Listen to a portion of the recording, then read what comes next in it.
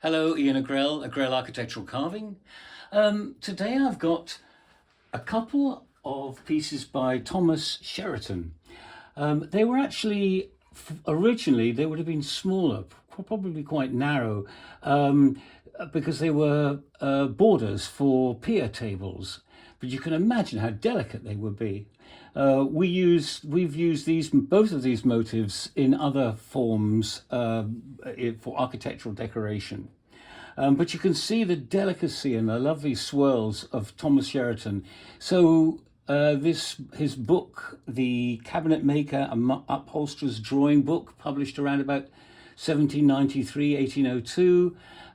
So at that period, this wonderful, wonderful, delicate carving thing. I mean, this is extremely low to the ground.